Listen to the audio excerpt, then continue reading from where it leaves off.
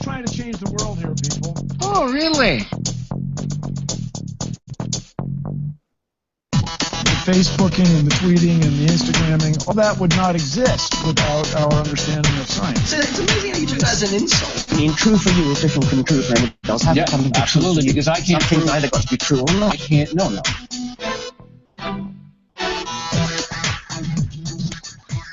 Hello, people of Earth and citizens or netizens of Internetlandia.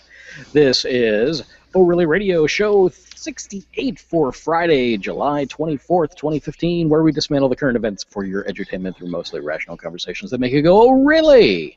I'm your host, Andy Cowan, with my usual suspect, Michael. Why, hello there. Hello there. Yes, excellent.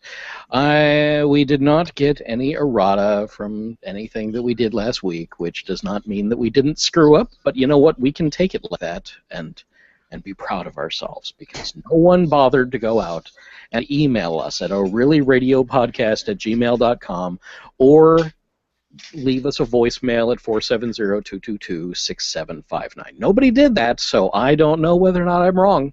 Well, I have no idea. If we are wrong, it wasn't bad enough to piss someone off and get them to call us, so I chalked that up as a win. That's true. Maybe we can fix that tonight and really piss somebody off. That's always a fun thing. As a disclaimer, again, we are going to try to keep it at PG-13, but it's the news and sometimes it pisses us off. So, you know what? You might hear things that come out of your parents' mouths. When dealing with people in politics and the news and current events and, well, all the things we're about to talk about. So, into the rant segment, quick headlines, quick burns, everything that we're going to talk about and then dissect. Okay. Returning humans to the moon could cost 90% less than expected, bringing estimated costs down from $100 billion to only $10 billion, and that's within NASA's current deep space human spaceflight budget. Yes. This is important. Yeah. It is very important. We need to practice getting off this rock. Exactly, and we've already got a song, Fly Me to the Moon. You know, we've got that, so we need to pull it back out of the back catalog and play it again. I agree. Stephen Hawking and a Russian billionaire launch a $100 million search for alien life called Breakthrough Listen. I like this. This made me think of something the other day. I don't remember what I was doing, but I was thinking about oh, that's right. I was playing Civilization Beyond Earth. And I was thinking about the whole SETI project, because one of the endings of Beyond Earth is making contact with an alien race. It's the contact victory, and I always go for it. Because when you think about it, we keep staring up at the sky and listening for other things out there. Why? I mean, you can pull up all sorts of scientific reasoning behind why we do this, but really it's just because we're lonely. And we want to not be alone, and that's something everybody can understand. I agree. It's necessarily our place in the universe to populate the universe, but we are among the universe. We are the universe exploring itself. So we want to know. We simply want to know. We can't help it. U.S. and Cuba have restored full diplomatic ties after more than 5 decades. It's official. You can actually go back to Cuba if you wanted. You can go visit. That's pretty crazy. I think I haven't been out of the country since 96 when I went to Germany. I think I might want to go take a cruise down to Cuba. I think that would be fun. I'm not particularly interested in going to Cuba, but I think it's interesting the embargoes have been lifted. Do you know if if we can legally get Cuban cigars now? I don't know, but I'm sure that we could go down to our local tobacceria and figure that out. Find out. Yes, because I know that they're definitely keeping a really close track on that. All right. Scott Walker was in the news. The 7-day work week comes to Wisconsin. Now, I just have a quick mention on that one. Though it sounds like it's simply the GOP jumping in and wanting to create a slave labor force, which, well, maybe it could be in the long run.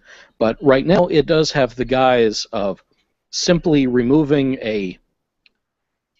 It's an interesting concept, because I've worked more than 7 days in a row before. Mm-hmm. That they apparently had a law on the books that prevented you from working more than 6 days without a break. Yeah. And now that's gone. It's interesting. Interesting that was even there. But yeah, now it is gone. So I suppose that the lower income, lower wage earners out there do have something to celebrate that. The long-term consequences of this, I'm not sure what they mean. I don't think that anybody's going to be celebrating that, because that means they're going to start scheduling people for 8, 10, 12 day in a row shifts. I know that because it's been done to me before here in the state of Florida, because we don't have that protection on the books.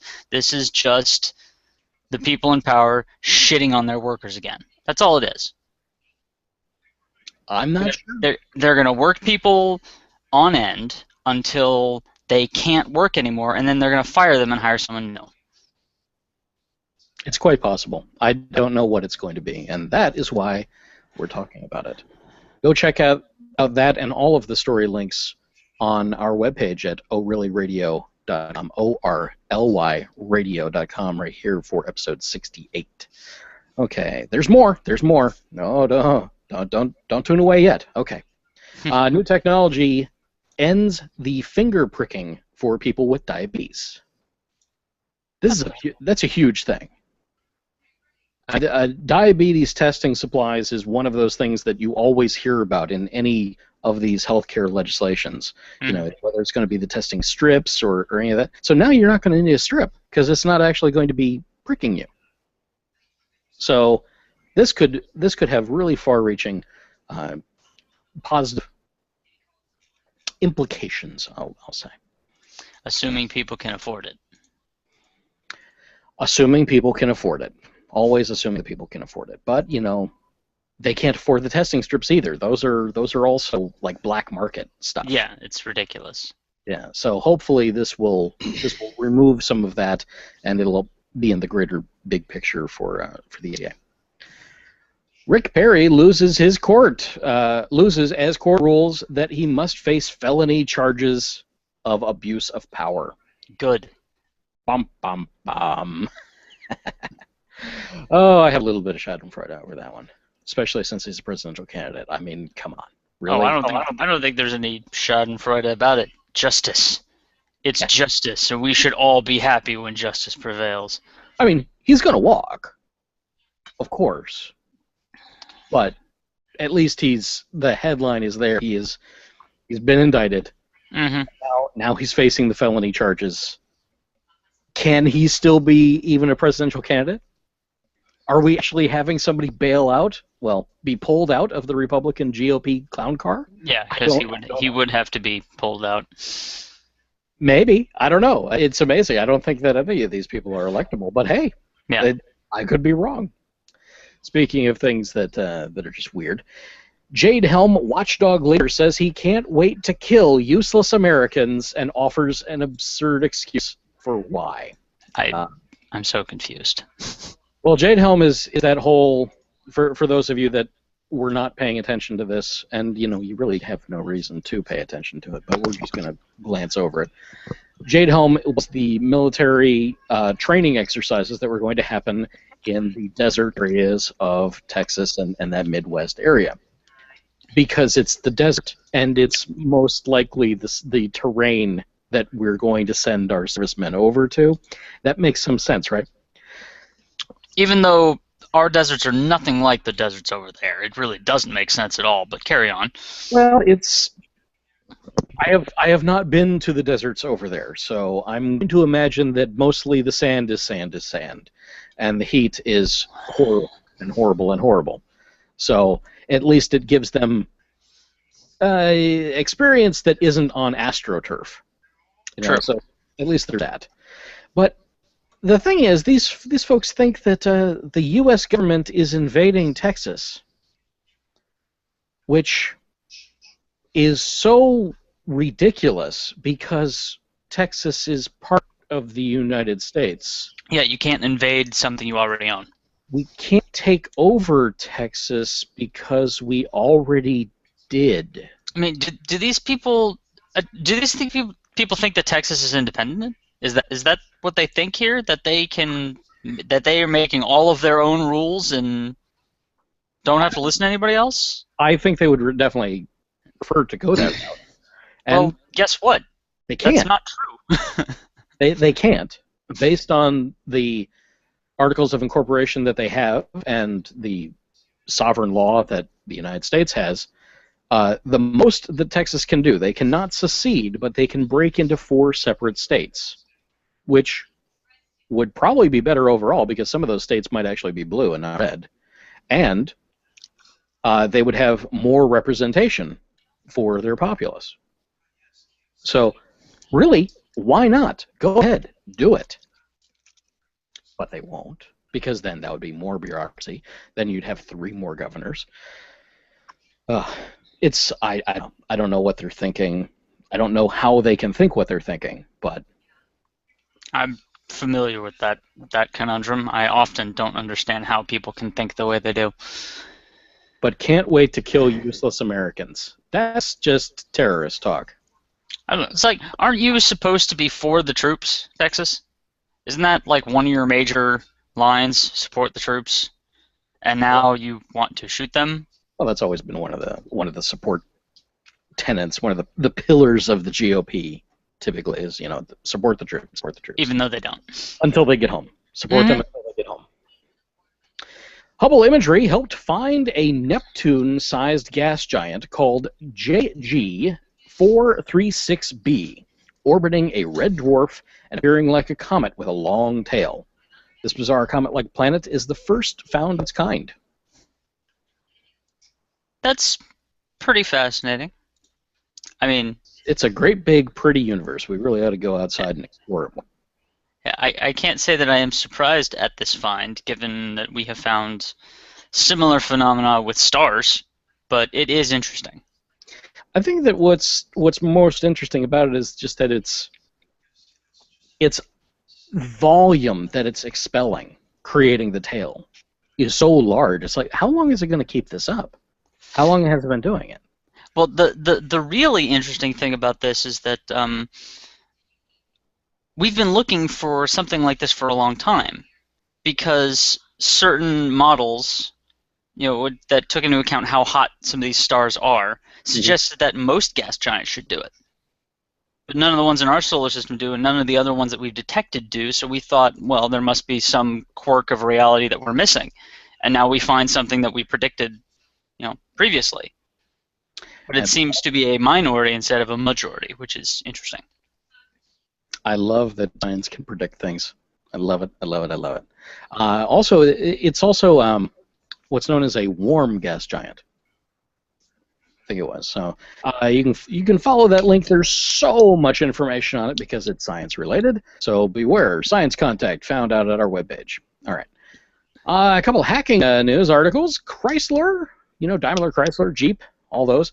Yes. Had to recall 1.4 million vehicles after hackers show how that they're flawed. They're hacking through the entertainment system into the engine, to the vehicle control unit, and taking control. Bad things happened. Yeah. Why were those two systems tied together? Exactly. Why was that a thing? Why is this a thing? Why is that happening? I don't understand. It's so stupid. There's a really easy way to solve that problem: physical isolation. Right. Yeah, an air gap is what they like to call that.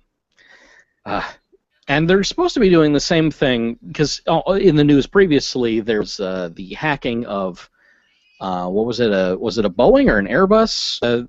It was a big passenger airplane. Yeah. There was a security professional on board the plane, and he was tweeting about his research and basically got himself into serious hot water because he said that he hacked the plane and that he was able to uprev one of the engines and actually change the course of the plane in flight.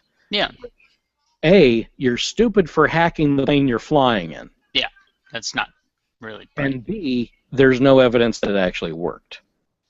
But it raises the question, how was he able to get into flight control systems from his passenger seat?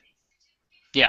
Shouldn't again, that entertainment network, which is near all the passengers, be air-gapped from the systems?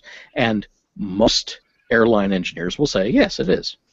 Others have more apocryphal tales to tell about it.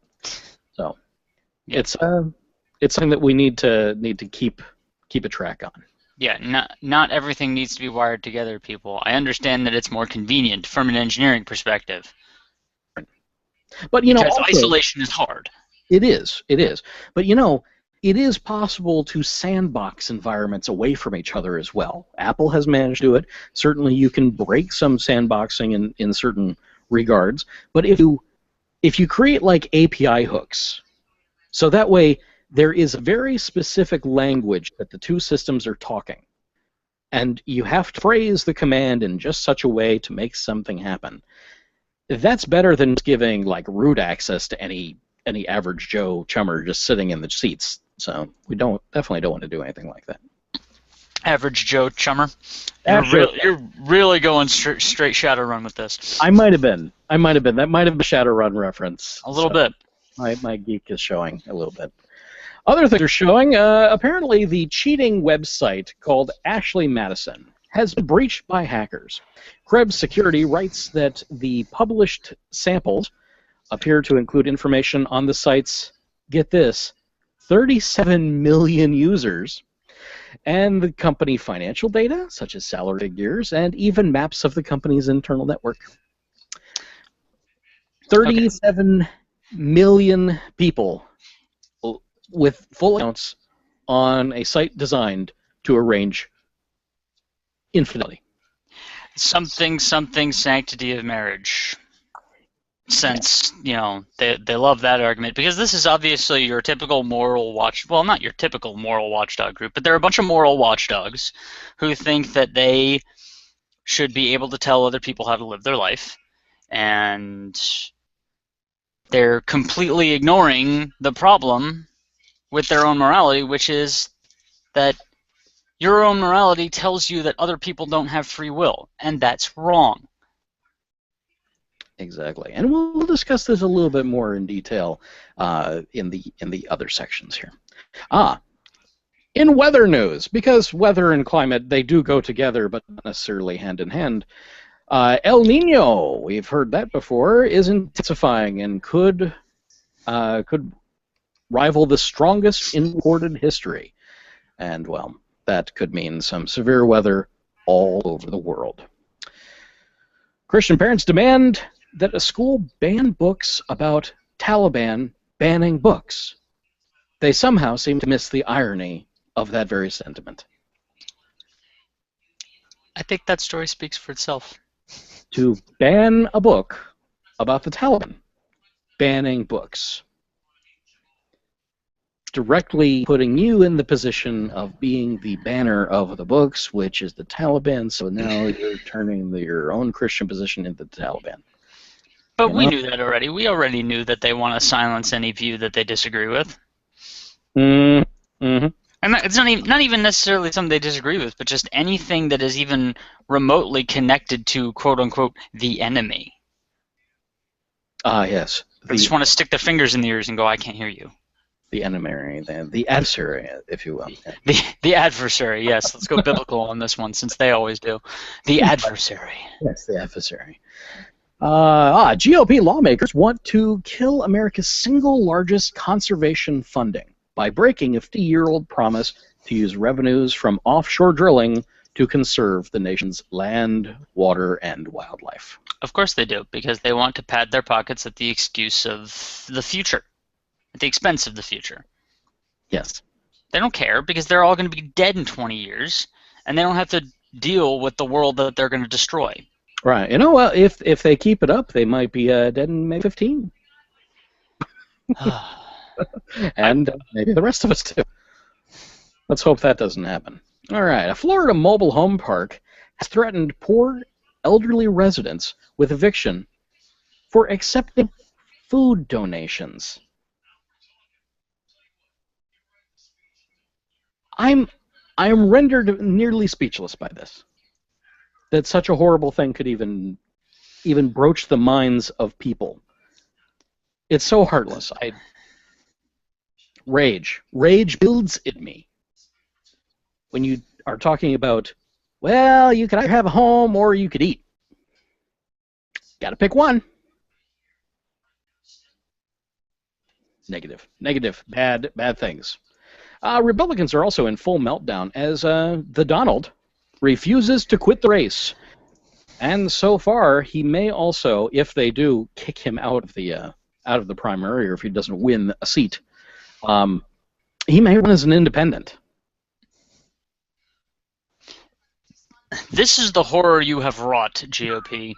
You created the environment where this batshit insanity can flourish, and he is flourishing.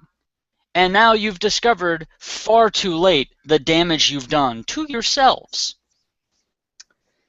Frankenstein's monster is on the loose, and so is his hairpiece. No, see, Adam Frankenstein was intelligent and thoughtful.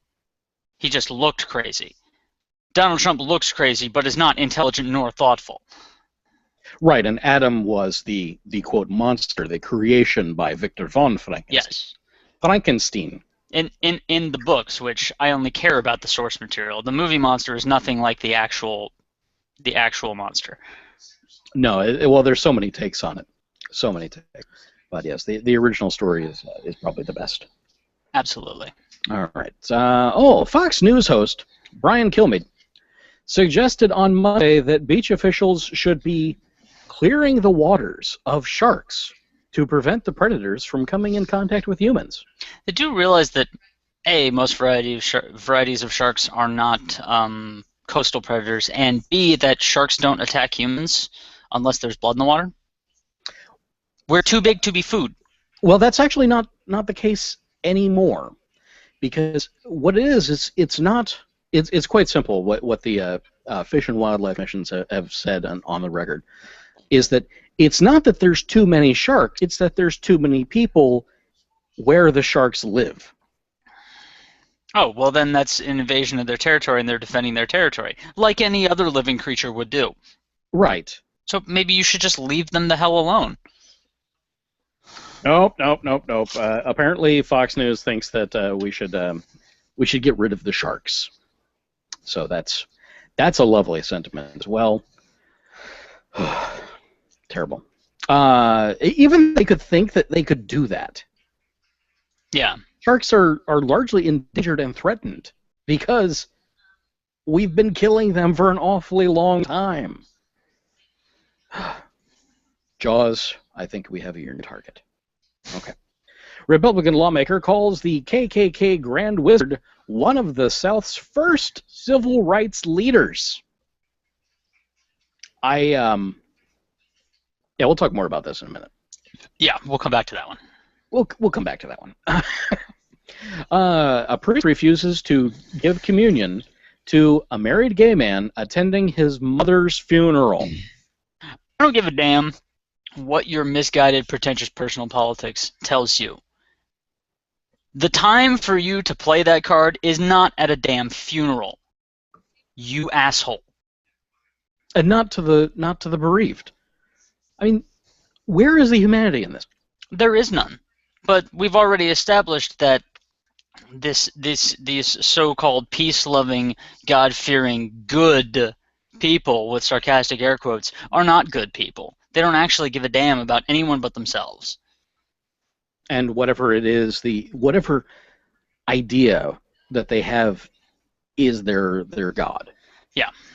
Because it as we've discussed at length, if you put 10 Christians in a room, you'll have 10 different versions of Christianity and different Christs.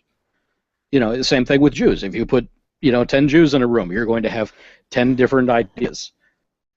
And that's what. And as far as Christianity goes, the largest religion here in the United States, where we happen to be, that we have to deal with all the time, I hear it all the time that you have to have a close personal relationship with Jesus, which again separates you from everyone else and then creates your own ideas about what God wants. And it's amazing how the ideas that your God wants tend to fall very close in line to your own preconceived conceptions of the way life should be. Yeah. It's amazing how that works out. I'll leave that for you to mull over on your own. All right, and also one last one. Gay pastors removal brings sadness and defiance.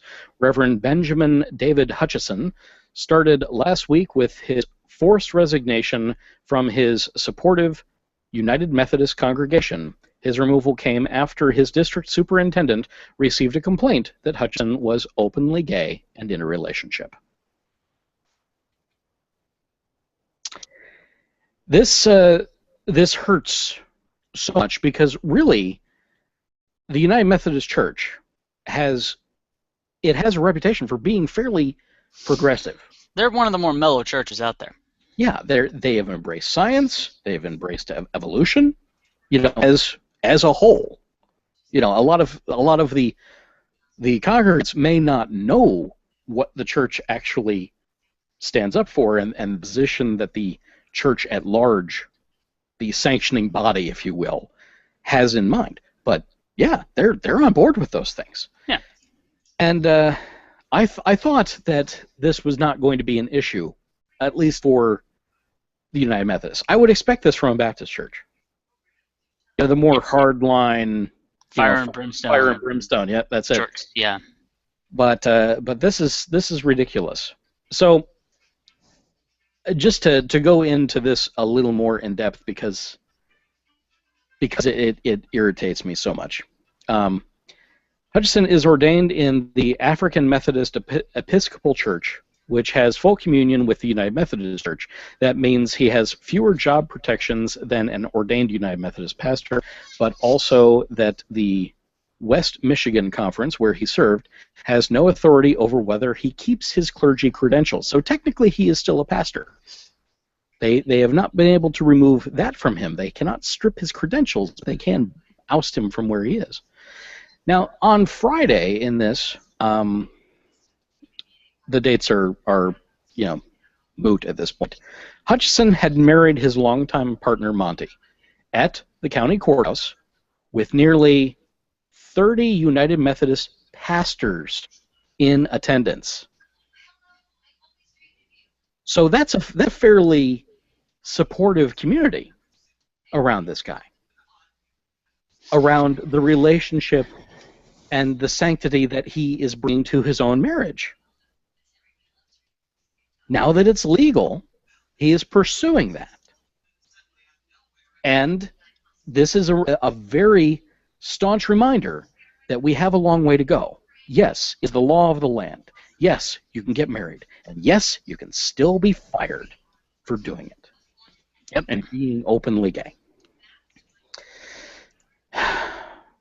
And the fact that it happened in a church, that just makes it that much worse. It underlines, bolds, italics, the whole thing. As much as I believe, and I want religion to be good, and I want to side with religious people in the good that they have done and can continue to do in the world, it's just not so anymore, and it makes me sad. Yeah, we could spend a long time just picking apart this, but it deserves the time, and at the same time, we already know the story. Just with the headline, we can pretty much see what happened. There are people that are going to be on both sides, and the church at large is playing the politic card of, well, let's not upset the apple cart. We could turn a blind eye while you're gay. That's fine. But now that you've married and you've pissed off one of your congregants, now we have to do something because they filed paperwork with us. Now we have to do something. So, one person spoils it for everybody. Well, that has happened many, many, many times. Which is a load of bullshit, because this is supposed to be the land of majority rule. But that's not what it is. The majority doesn't rule anything.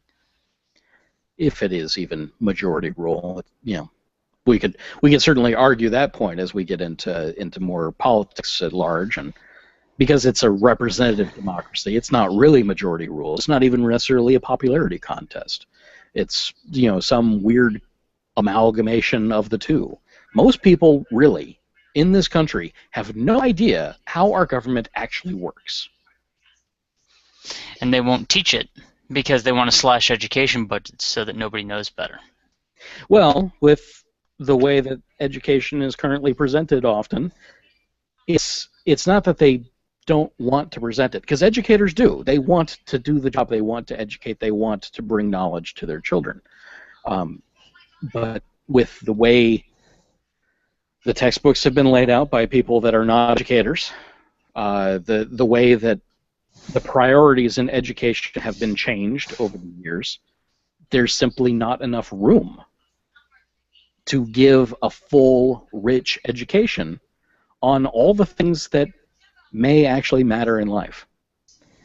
They're still not taught how to balance a checkbook. You're lucky if you're able to take an elective for home economics to learn how to sew, how to cook, how to properly sanitize a kitchen. Basic things that we take for granted. They're now those pushed back to the household, where, yes, I agree, parents should parent and teach these things to their children. They should fill in the gaps. But unfortunately, parents it's not like 1970 anymore. There is not someone at home all the time to take care of the kids. Most people are working all the time because, again, the powers that be have determined that you must work all the time to make poverty wages. Well, the way the economy has run and the massive redistribution of wealth, as if you can listen to Bernie Sanders, he'll tell it all, of course. That is the shtick. How the rich have gotten significantly richer. The wages have stagnated over the decades. Yeah. But the cost of living has gone up. So, yeah. I remember the song The Future's So Bright by Timbuk3? One of the lines in that song is, 50 thou a year will buy a lot of beer. No, it won't. Not in today's wages. It really won't. Depending on where you live, Nope. And given also in that song, it says, love my classes, studying nuclear science, making 50 thou a year will buy a lot of beer. Nuclear science, 50 thou a year.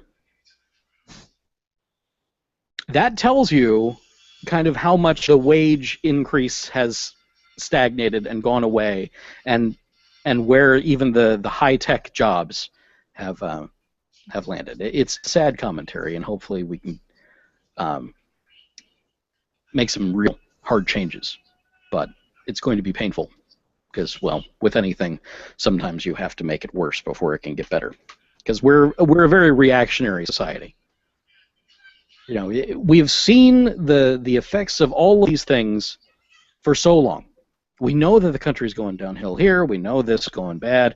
We know that the bridges are getting worse. We know that the train tracks are rusting and falling to pieces. We know all these things. Yet we will not do anything until it breaks. We follow the very simple guideline that guides so many of us through the rest of our days, which is, ain't broke, don't fix it. Just let it ride. Don't bother maintaining it. No. It's fine. Just run it till it breaks, and then we'll deal with it later. Let's put it off until tomorrow. And it makes me sick. So that was just the quick headlines. Let's see what else the show's got up for us.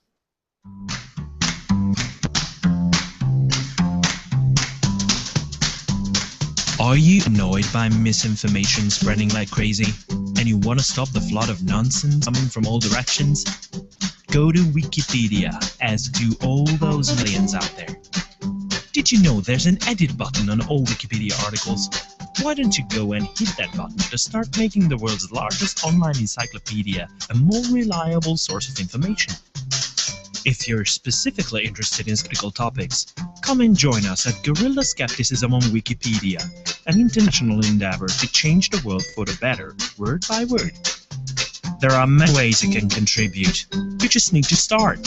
You speak several languages, all the more reason to join us. We provide training and all the help you need. If you want to make a change, there's a nice community waiting for you out there. Contact us at gsowteam@gmail.com, visit our website at guerrillaskeptics.com, or check out the Guerrilla Skepticism on Wikipedia Facebook page.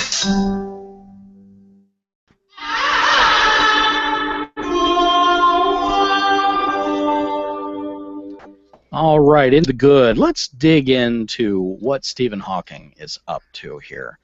Now, just from the article, and this is out on The Nerdist, famed physicist and all-around out-of-this-world dude Stephen Hawking has announced a new multi-million-dollar project dubbed Breakthrough Listen. It will feature a super science team-up of renowned astronomers, physicists, scientists, and other experts, along with resources from across our planet, including multiple observatories, universities, and institutions, to hone the search for intelligent life on other planets. It will be the biggest, longest, most organized, well-funded search to date, taking place over a 10-year period.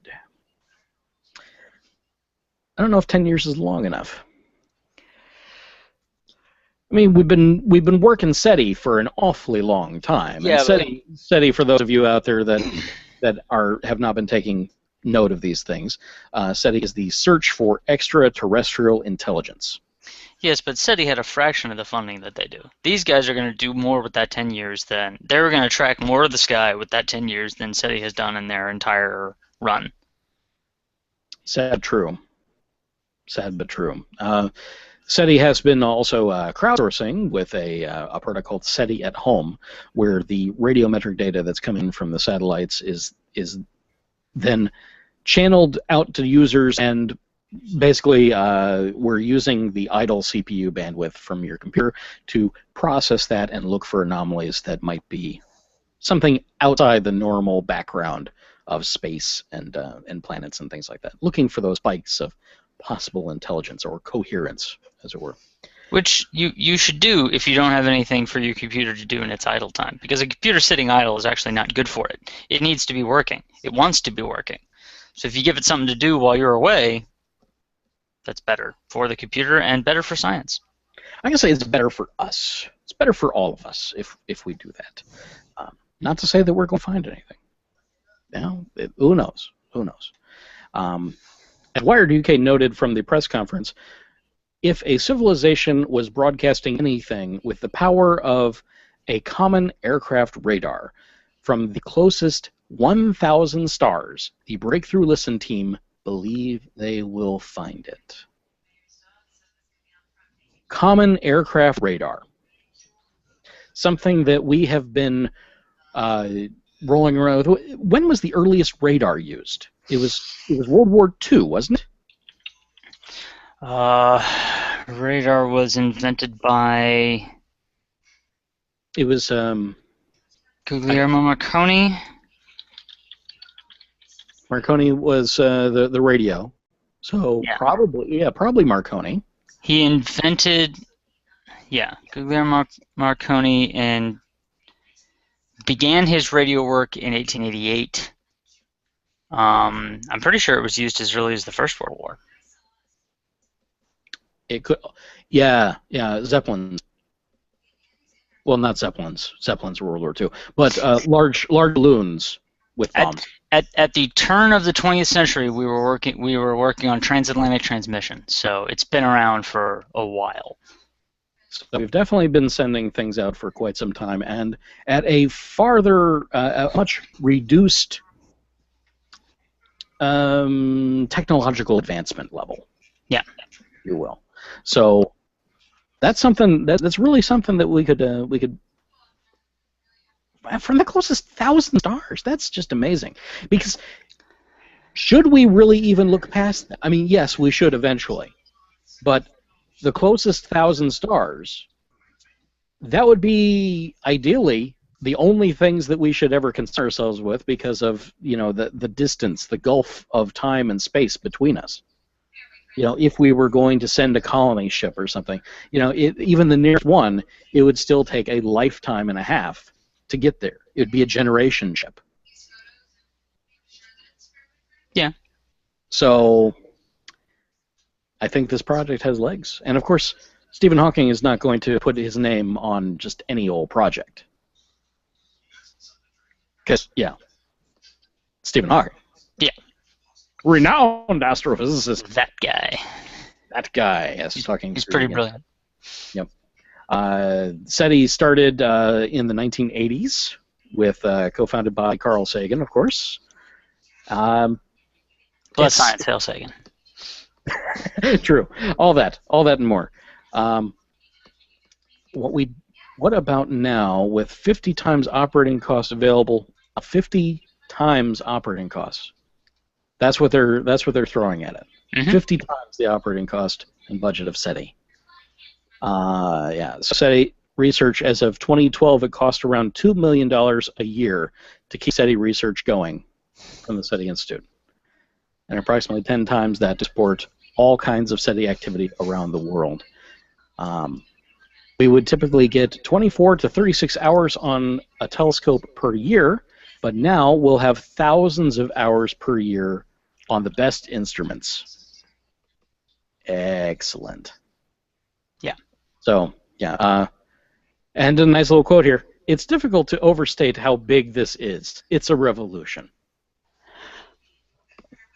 Well, space is big. Really mind-bogglingly big. You have to come at it with an equally mind-bogglingly big effort. I thought you were just going to continue to quote the Hitchhiker's Guide. I don't know the whole thing, else I would. This project is being funded solely by Russian entrepreneur and venture capitalist Yuri Milner. Never heard of this guy before, and I like him already. Milner has in the past primarily invested in tech companies, including a few that you might have heard of, like Facebook, Twitter, Spotify, Zynga, Groupon, Alibaba. Yeah, he's kind of a big deal. Thanks to Milner's funding, scientists will now be able to collect as much data in a day as they did in a year for SETI. And we can even join the cause that that collected data will be open source, available to the public, so we can all help scan the radio signals that could lead to literally the most important discovery ever.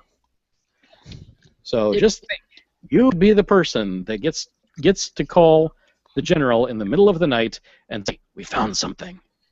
It's just really, this is the most important discovery that we can make at this point in our development, because all this crap that we got going on down here about all these different groups of humanity separating themselves from each other and fighting each other over stupid crap is going to evaporate overnight when we find out we are not alone. Because then it's going to be us and them. Well, it won't. Because now we're not alone, and there's something out there that's not human, and humans need to stick together. That's true. Whether they're friendly or not. United to a common cause has always helped people overcome adversity. We need contact for exactly that reason. It was theorized in, I'm a big Trek, so let's go back to Star Trek. Mm-hmm. It was theorized that really the thing that brought the planet out of the dark days after World War III, as the lore goes for it, was contact with the Vulcans. Yeah, they were flying by, saw a errant warp signature that indicated that we had faster than light capability, and they swung on by and made first contact. And it changed the world. Because we were not alone anymore. And then, of course, well, watch the shows. Yeah. you know where it goes from there. And then it goes to a socialist utopia, which, I never actually thought that socialism could actually realistically get to that, but it's an interesting idea. And I think it's hilarious that I saw something somewhere where the GOP was trying to say that Captain Kirk would have been a Republican. No, I saw that today. no, that's retarded. It was specifically Rand Paul. No, Mm-hmm. no, I'm sorry. Ted Cruz. It was Ted Cruz that said that Captain Kirk would have been a Republican. And it doesn't make any sense because they were all communists. Essentially, yeah. Now, The Federation is a socialist state, guys. not only is it a socialist state, but it's a socialist state without money. Yeah. There is no currency in the Federation, which is fascinating. Now, they do work with currency because, of course, you've got the Ferengi out there and, dealing with gold-pressed latinum or whatever the hell that is, and various crystals and material goods and things like that. But once you had replicators, who the hell cares how much? Yeah, all you're doing cared is anymore. ordering for basic raw materials to make whatever you need. Yeah. So with what they did, however, and there's a book coming out, and as soon as it's out, I'm going to get it, and I'm going to absorb it, and then I'm going to, continue to expound upon it. But it's basically the economics of Star Trek and how they actually did it and how someone amasses what would be considered wealth. It's not wealth, it's reputation. Yeah. That's how it works. So if you're a good person, if you're easy to work with, if you get your job done, if you are just intelligent and in the words of the Packlids, you can make us go, then you are more valuable. And being more valuable increases your potential to garner resources, to get that grant of whatever, to go do that science mission on that random space station in the middle of nowhere. How did these people get these jobs? Well, they earned it. That's how they earned it. Because when you can't buy power or jobs anymore, you have to earn it. That's right. So that's not to say that people can't be manipulated, because people are still people. Well, of course, but still, taking the money out of the equation would just ruin so many people in modern politics. Mm-hmm. Suddenly, you can't buy your office anymore? Oh, you're screwed. Yeah. Remember, charisma is not a dump stat.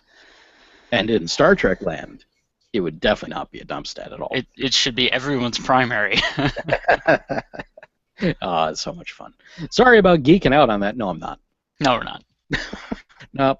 Don't you lie to them. Don't you lie to our listeners. I'm not lying. No, I'm not lying at all. But, some of that may be fallacious. Let's talk to Amy Pastoor. I'm Amy Pastoor. I'm here to present this week's ORly Radio Logical Fallacy. Check out amypastoor.com for my next project or for links to purchase an audiobook that I've narrated. This week's logical fallacy is the fallacy fallacy. You presume that because a claim has been poorly argued or a fallacy has been made, that the claim itself must be wrong. It is entirely possible to make a claim that is false, yet argue with logical coherency for that claim, just as it's possible to make a claim that is true and justify it with various fallacies and poor arguments. Example: recognizing that Amanda had committed a fallacy in arguing that we should eat healthy food because a nutritionist said it was popular, Alice said we should therefore eat bacon double cheeseburgers every day.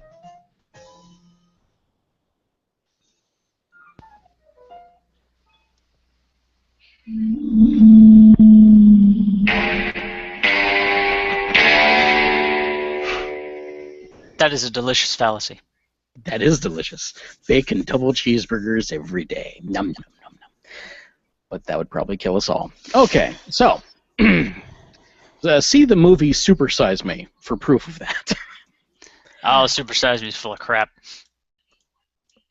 And delicious Whoppers. No, wait, Whoppers are Burger King. Anyway, moving on. Anyway. Now I'm just hungry for a burger. Anyway, okay, so the cheating site Ashley Madison. I just wanted to touch on how amazingly hypocritical this whole thing really ends up being. I mean, it's like the poster child for all the things that we see wrong, all the hypocrisy that lives in the closet of so many Americans. 37 million plus Americans, to be precise. Well, actually, they might be global, but that's beside the point. That's a big chunk of the population. And it is a site designed to hook up extramaritally. That is the purpose of the website. It's right there on, I'm not even going to bother browsing out to it, but I think it's Life's Short, Have an Affair. I think that's Something their, yeah. Now, I'm not trying to say that polyamory or, any of that is wrong. To each their own. It is your life, and as long as you're not hurting someone else, who am I to say that you've got it wrong? The idea here, the problem comes when you're saying to your partner that you are exclusive and then you are not. Right. That is a problem. Lying. Yeah. Breaking that trust. Because in marriages, you have to trust each other. That's how the team operates, because that's basically what you're doing. You're forming a team that you get to go through life with. That's your partner in crime and all that. Basically. And if you're breaking that trust, go do whatever you need to do. Then, one, you had a reason to do it, so you might already have deeper issues than just needing that other person to fulfill a fantasy of whatever type, or who knows. There's so many different reasons that people would seek this out. Amazingly enough, there's a strip club on Cocoa Beach, close to where I live, called Cheaters.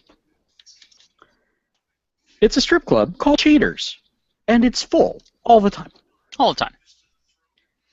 Is it just ironic? It's, I don't know. I think it's just more evidence of this puritanical crap that's being shoved down our throats by the religious right, that sex is evil. And no, it's not. Just find someone who you like and who you want to be with, and then talk about these things, and maybe you can come to some kind of an arrangement. Just figure out what's right for you. Stop lying to each other about what you want. Just be honest. But it's a difficult conversation to get into. It's not going to be easy, but nothing worthwhile ever is. We already know this. But this is all really beside the point, because regardless of the questionable morality of this site and the people who frequent it, regardless of any of that, none of these people deserve to have their privacy invaded and to have their personal information just disseminated to the world. That's wrong too. And you don't escape these people who did this hack, these moral watchdogs, you don't escape your own sin because you think you're hunting sin. You are still evil. Well, I wouldn't say that they're moral watchdogs. I think they absolutely are. Well, there is a manifesto. Whenever you've got a manifesto... Well, the manifesto, let's see. They say from the article out on Naked Security blog from Sophos, which is one of the big network security providers out there, Krebs published an image showing the attackers' lengthy manifesto, which was published alongside data stolen from Avid Life Media, ALM, the makers of the aforementioned Ashley Madison. And their tagline is "Life is short, have an affair." Yeah. So I remembered something. The Toronto firm that owns Ashley Madison, as well as the related hookup sites Cougar Life and Established Men. I didn't know that those existed. Okay. The attackers call themselves the Impact Team, and it sounds like unmasking the site's users is merely fallout, given that they're after nothing less than the shutdown of Ashley Madison. That's interesting. They say they'll keep leaking information on a daily basis until ALM shuts down both Ashley Madison and established men. From the manifesto, Avid Life Media has been instructed to take Ashley Madison and established men offline permanently in all forms, or we will release all customer records, including profiles with all the customers' secret sexual fantasies and matching credit card transactions, real names and addresses, and employee documents and emails. The other websites may stay online. Wow.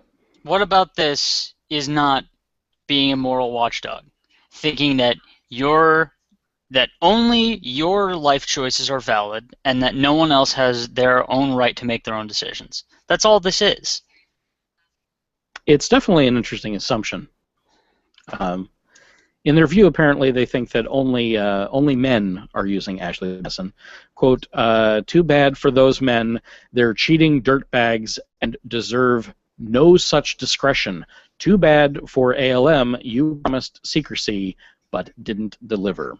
The assumption about gender is incorrect, however, but the point is moot. A female friend of mine, according to the article, who formerly used Ashley Madison, tells me that, quote, being a woman, she never had to pay, and she had the smarts to fictionalize all her user information. Quote, being a woman, I never had to pay for all the data, and all the data was erroneous, even separate email birthdays, and now partner names. Now, partners' names, on the other hand, those are still on the table. According to the Impact Team's manifesto, this is a comeuppance for ALM, having promised secrecy.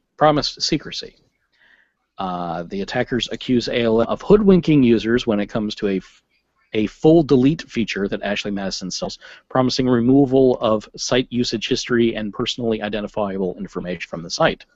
As Ars Technica reported in August 2014, Ashley Madison was charging £15, or about $20 then and $20 now, to delete a user's data from its system.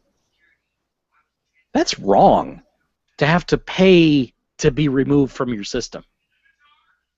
Just on the level as, an IT guy, that's so super shady. So, hey, anybody out there, that's a red flag to you. Don't do that. Don't do that. Nobody should ever have to pay to get your information deleted. I mean, it's not like they're AT&T trying to get out of a contract or something. I mean, this is horrible. Let's see.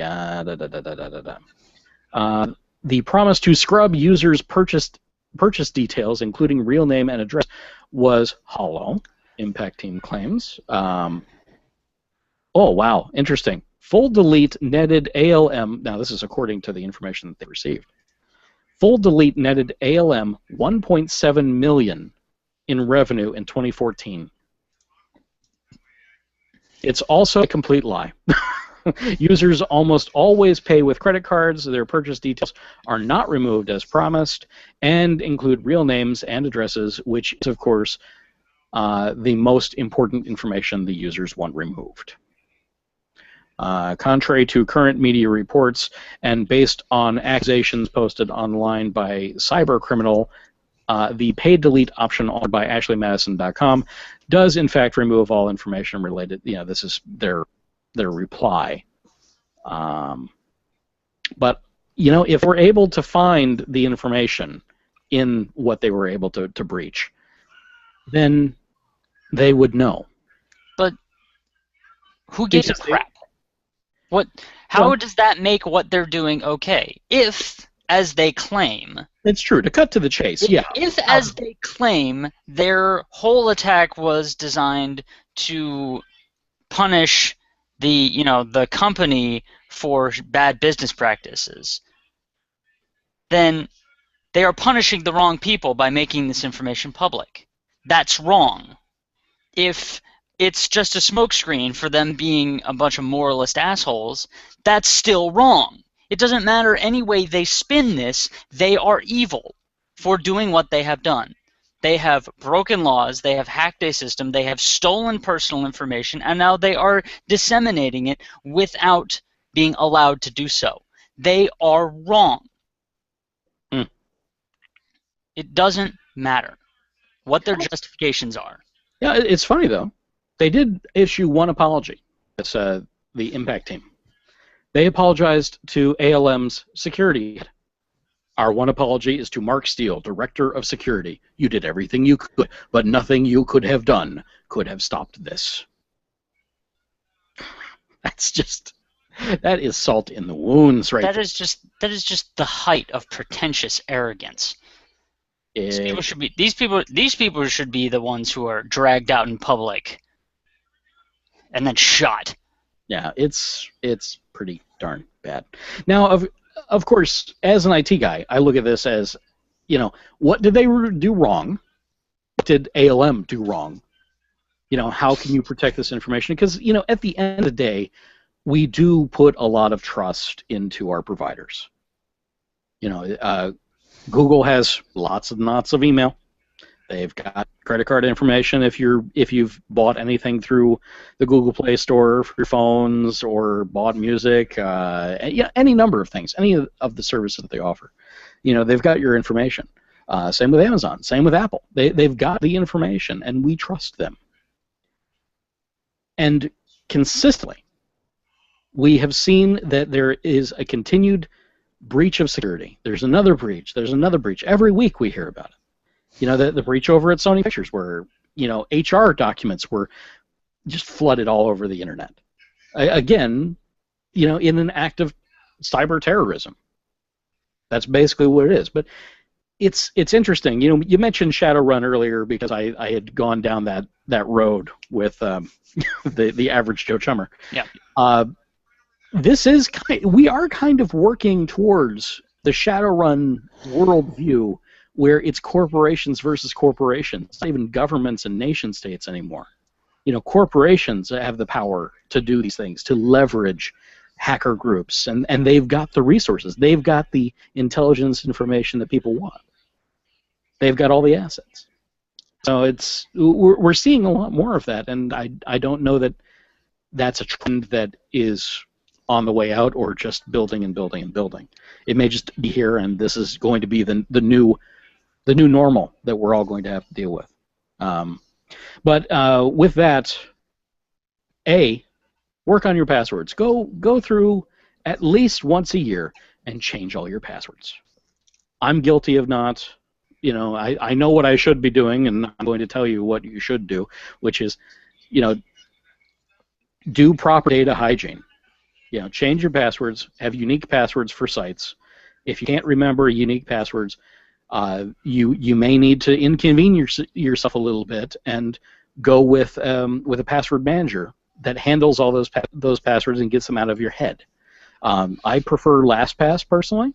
The other trick to that is to pick something that is not public knowledge about yourself, that is not easily found, and make a cipher.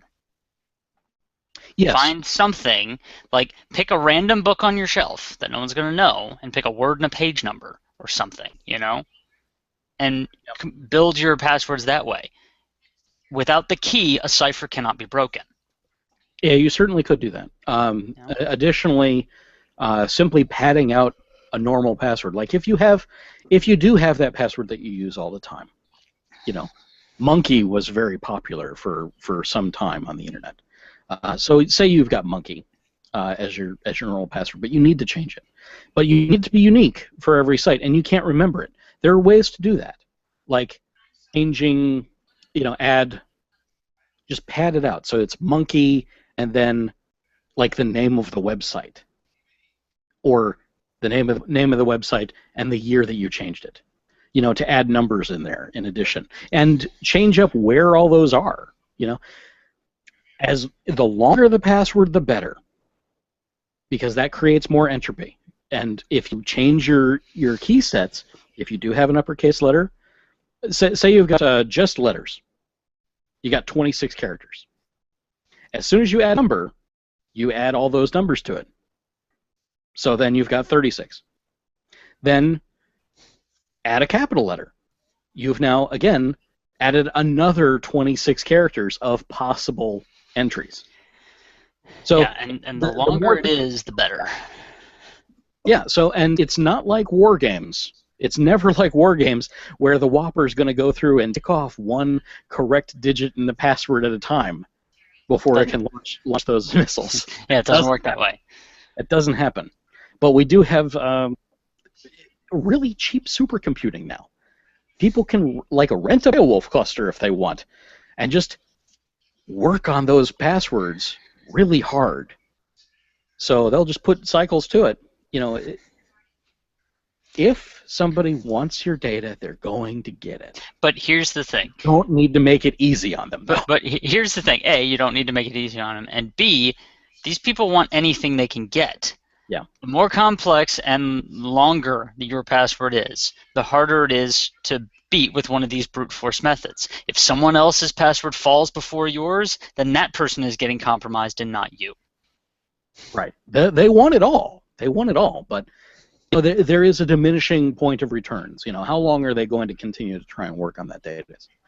And if you then go through everything else and make sure things are possibly pre-internet encrypted, so you've encrypted them on your own machine before you've put them anywhere in the cloud, then those resources are already going to be encrypted there, stored safe. So then it would take another 1,000 years of computing power, to break those. Whatever it happens to be. Long passwords are good. Complex passwords are good. Long is really better. The longer the password it is, then the more characters, the larger the data set, any computer is going to have to try to get through it. Try not to use, standard dictionary words if you can, and if you aren't going to use dictionary words, use a lot of different dictionary words. Make a sentence. Yes, you're going to hear a lot of different things, and certainly a lot of the things that I'm telling you aren't necessarily best practices. There are even better practices. But what I'm telling you is more of a middle of the road, something that you can do to automatically raise your security level. Make your password a little more complex. Make a sentence. Make something that's easy for you to remember. Like with XKCD did, correct horse battery staple. I remember the password that they made right then just because of the way he incorporated it. That's a fairly complex password. If you do camel case, where the first letter of each word is capitalized, then you've added another 26 characters to your complexity. So you've got a longer search, and if you do it in LEET, you change the O's to zeros and things like that, and you've added new numbers, and so on and so forth. So you can make something that's simple to remember and very complex for a computer to break through. That's the wonder of the human brain. So protect yourself. Do that. And if you've got a super great password just like that, you can make that as your master password for a different password manager, and then let the password manager generate just horrible gobbledygook passwords that no one in the world is going to remember. Horrible things. 26 characters of just absolute gibberish. That's great stuff for passwords, but it's terrible to try and plug into anything. So let the password managers help you. The technology is there, and most of it's free. So that's my takeaway, really, from all of these data breaches, which is really what I wanted to talk about. That, in addition, certainly there's all the ethics involved in hacking in general, and getting all these passwords and then sharing them. It's the same thing with the nude celebrity photos and things like that. There is a market for it. Just like there is a market for people that want to have an affair, there is a market for people that want your data.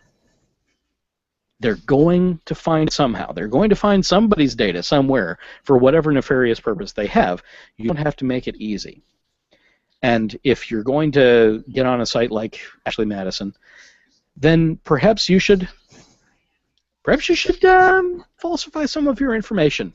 And then once you're actually in said relationship, then you can actually tell your newfound partner that you're not just Don Juan or Jane Doe, and that you actually have other information about you, and carry on with however it is that you're going to live your life. I'm not here to judge that. And Mike wanted to know what the password manager was that I spoke of. Yeah, you mentioned it, but it's not in the notes or anything. No, there's several. Well, that's because I'm just riffing off this. I didn't know where. It's called LastPass, LASTPASS.com. There's also I think I pay $1 a month, and I get the password manager also for Android.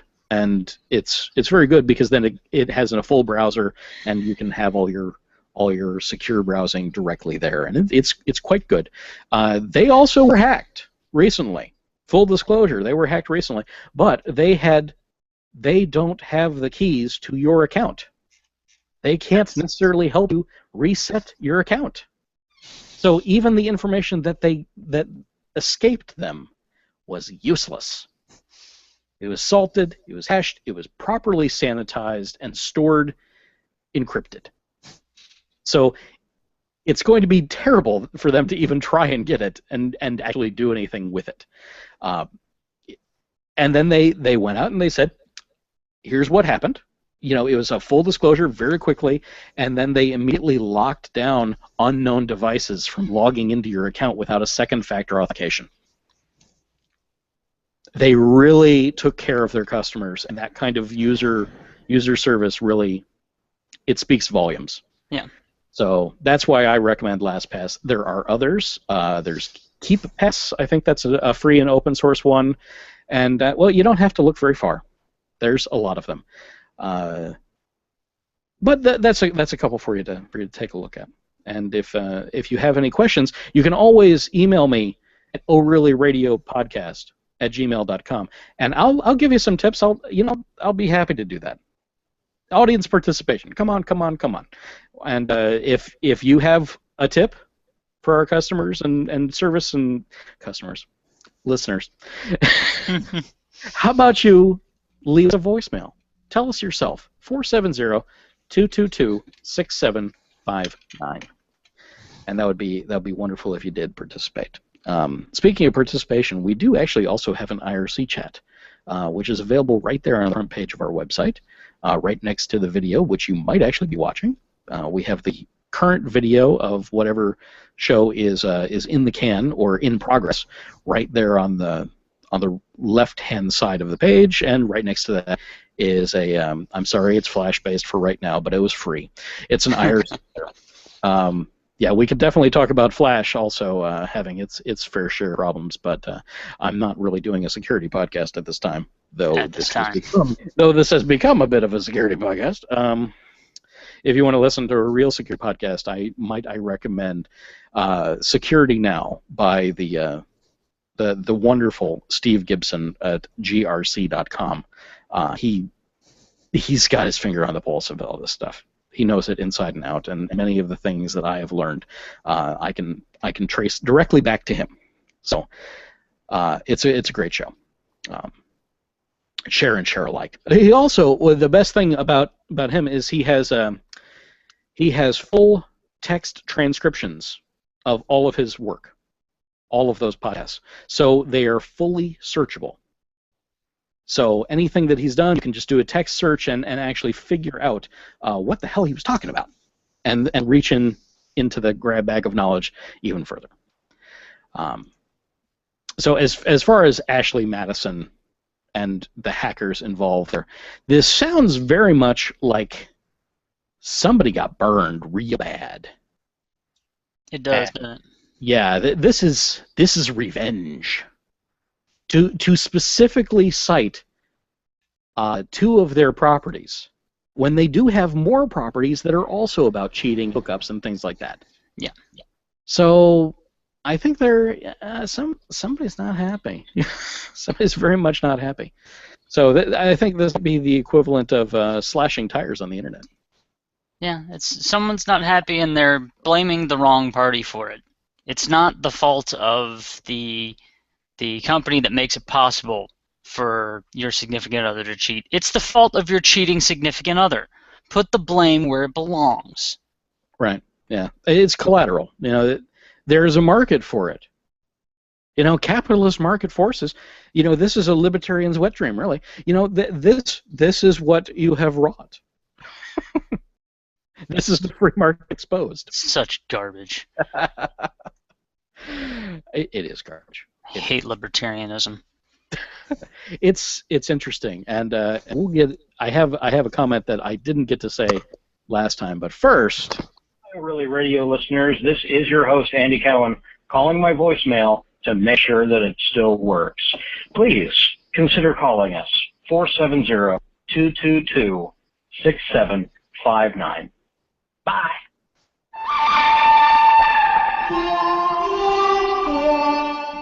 Now, before we get into the real ugly here of, though the cheating site actually went much longer and more interesting than I thought, about the KKK Grand Wizard and all that. I was listening to Penn's Sunday School, hosted by the magician and illusionist and all that, Penn Jillette, also of Showtime, bullshit fame with Penn and Teller. And he's a libertarian. And he's got a lot of crazy, nutty ideas. Out of his own mouth, he will state that he has some crazy, nutty ideas. And I like that about him. I like a lot of things about him. But he does have some interesting ideas about libertarianism in general. And he used to be more liberal until somebody, basically told him that his liberal ideas were wrong. And given that I have come from a more conservative background, because that's the way my parents were, so you are what you're exposed to over time. And then after that, then I realized, you know what? I kind of like more people to be free and happy and actually not die and things like that. So I became much more liberal in my views. So I took notice of why he might be wrong. And his idea of liberalism, he was taught by another guy. I don't remember his name, because I'm a mentorish kind of relationship. And it was basically, he views government as enforced by a gun. So anything that the government does, you equate to, would you enforce that with a gun? And it's an interesting idea. And it's an interesting test to put against things that you'd like. But again, there are certain things that when you equate them down, because I went ahead and said, okay, so I'll do this little mental experiment. I'll do this little mental gymnastics thing.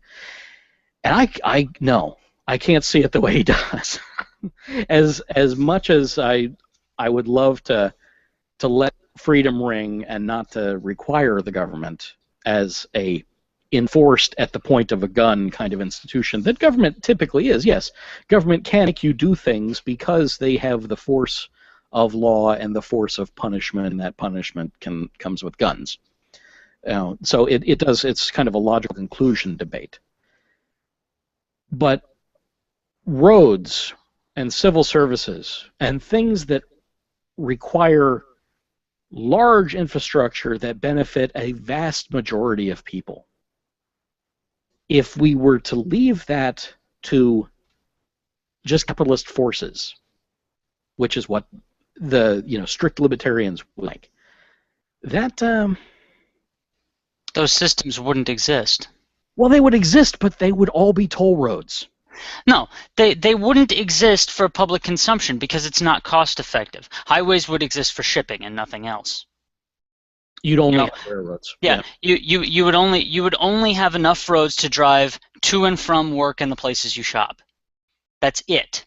Because when actual capitalist forces are in unfettered control of our economy, that's the kind of crap that happens. History has taught us this. This would you enforce it with a gun premise is stupid, because anyone can enforce anything with a gun. Look at any dictatorship in the world. This argument is facile at its base. It is flawed. because there is no situation in which you can say, no, this doesn't apply. It's all subjective. Yeah. So, and if it's all subjective, it can't be logical. So it was an interesting idea, though, that maybe that is how our libertarian fellows out there think about things, where, maybe it does come from a level of just peace.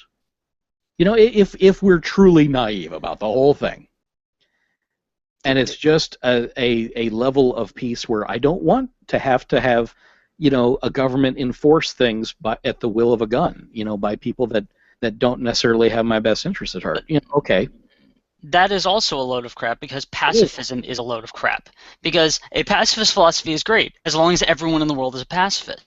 The instant you run into someone who is not, and who does not care about your pacifist philosophy and is going to shoot you to take your stuff, pacifist philosophy stops working. You will be destroyed at the hands of someone who doesn't care. Yeah, you kind of require a more middle-of-the-road approach. Yeah. Everything, really. It as is said with sweets and good rich foods and all those things, even vitamin C, everything in moderation. The middle way. Even though also, there's also a fallacy, where the middle is always the best solution. That's a fallacy as well, because the best solution doesn't always come from a point of compromise. Yeah. Not always. It can be on the left, it can be on the right, it could be, somewhere that you haven't even considered yet, where the best solution is. But that's where we need collaboration, and we need debate, and we need talk, and we need conversations about things like this, and about Republican lawmakers calling the KKK Grand Wizard one of the South's first civil rights leaders. I have 5 examples that took me 5 minutes to find that prove him wrong. Ralph David Abernathy, born March 11, 1926 in Linden, Alabama, part of the Civil Rights Movement. Ella Josephine Baker, born December 13, 1903, Norfolk, Virginia, part of the Civil Rights Movement. Daisy Lee Gaston Bates, born November 11, 1914, in Arkansas, part of the Civil Rights Movement.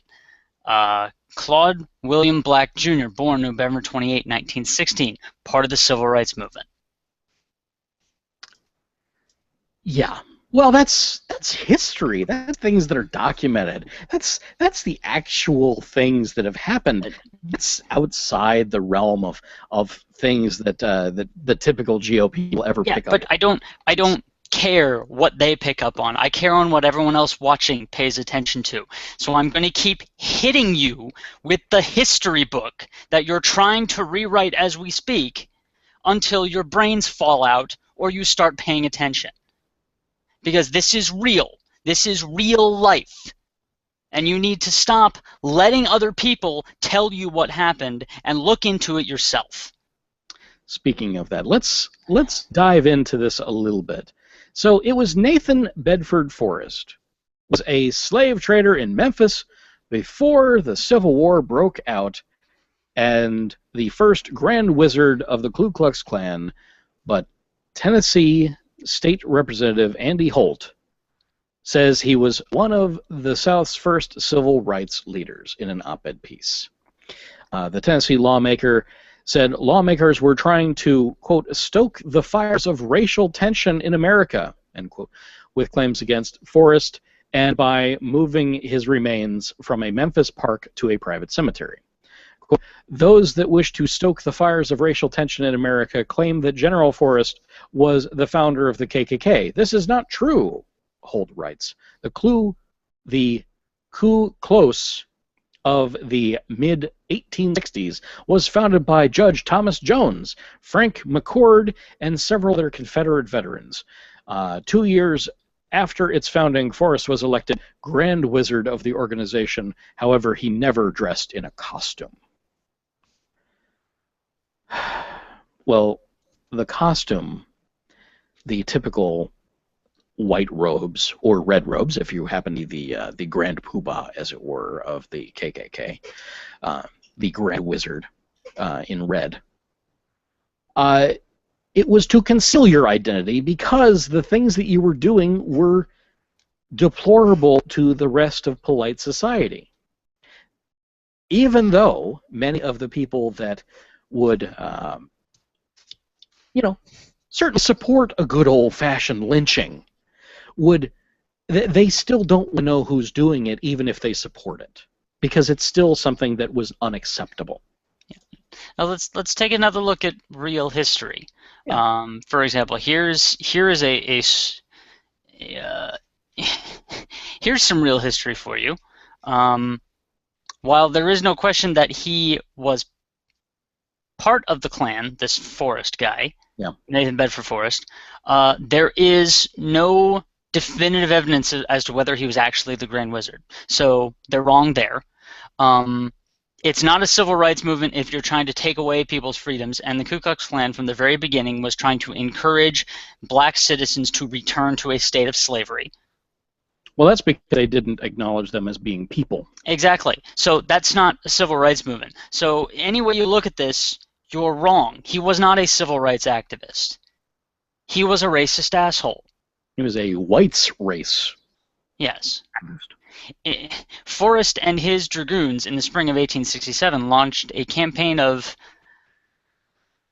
ghost masquerades, they called it, whipping and killing any black people they could find to scare them off from voting and running from office. How can you say that is a civil rights leader? Yeah, I don't understand where he's coming up with these ideas. He's making shit up and trying to sell it as real history. It's not real history. Talking Point memo reports, Holt cited a speech he said Forrest gave in 1875 at a 4th of July barbecue for an early civil rights organization in Memphis. As Holt described it, Forrest accepted the speaking invitation and said, quote, "Go to work, be industrious, live honestly, and act truly, and when you are oppressed, I'll come to your relief," end quote. Holt said the Confederate general's speech was met by a large crowd of blacks who roared with applause. The Republican lawmaker said he would, quote, "continue to honor the life of General Forrest," end quote, because of his conscience and faith. Quote, "The very idea of treating someone differently and not awarding them the same opportunities because of the color of their skin is absolutely disgusting. Were he alive today, General Forrest would agree. In fact, Forrest was one of the South's first civil rights leader, a fact lost on many politicians looking to capitalize off South Carolina tragedy." So really, he's basing this off some undocumented speech where it could have been anybody saying these good words. These are good words. I must say that. Go to work, be industrious, live honestly, and act truly, and when you are oppressed, I'll come to your relief. Those are good words. But I have the speech here. Okay. The July 1875 speech, which I would like to point out is 2 years before he died. So the man was in his twilight years, and no doubt trying to clear his conscience after a lifetime of hatred, so he could go to heaven because he was a good Christian. Which is another thing that I think is crap. You don't get to live a life of evil and then repent on your deathbed and go straight to heaven. Screw that. No deathbed conviction for you. No, that's a load of garbage. If you live your life in hatred, you burn in hell. But anyway, again, like you said, it is thought that he made this speech, but there is no proof. Mm-hmm. And it goes, let's see. "Ladies and gentlemen, I accept the flowers as a memento of reconciliation between the white and colored races of the southern states. I accept it more particularly as it comes from a colored lady." He makes a sexist comment, and there is laughter because it's, the 1875. "This day is a day that is proud to me, having occupied the position that I did for the past 12 years and been misunderstood by your race." How were you misunderstood? Well, I guess that's for another speech. Yeah, I don't understand any of this. The look on your face, and by the way, everyone, we do also have a YouTube channel, so you can see the perplexed and strange furrowed brows that we have as we go through these stories out there at youtube.com/ORly ORly Radio. Go subscribe. It'll be great. You should do that. It's not getting any better, is it? I will say to you and to the colored race that men who bore arms and followed the flag of the Confederacy are, with very few exceptions, your friends, except that black people were forced to fight. They didn't volunteer. I have an opportunity of saying what I have always felt, that I am your friend, for my interests are your interests. No, they're not. And your interests are my interests. No, they're not. You want him to be your slave and make you money. We were born on the same soil, breathe the same air, and live in the same land. Yeah, but not in the same houses and comforts. Why then can we not live as brothers? Maybe because you tried to enslave them. I will say that when the war broke out, I felt it my duty to stand by my people. That is the only part of this that rings with any truth. You felt you needed to stand by your racist kin. Okay. When the time came, I did the best I could, and I don't believe I flickered. I came here with the jeers of some white people who think I am doing wrong. I believe I can exert some influence and do my best to assist the people in strengthening fraternal relations, and shall do all in my power to bring about peace. It has always been my motto to elevate every man, to depress none. That's garbage. You can't want slaves and say you want to elevate every man. I want to elevate you to take positions in law offices and stores or farms or wherever you are capable of going. I have not said anything about politics today. I don't propose to say anything about politics. You have a right to elect whom you please, vote for the men you think best, and I think when that is done that you and I are free men. But somehow in this equation, also, he considers himself to have the right to run down the street whipping black people.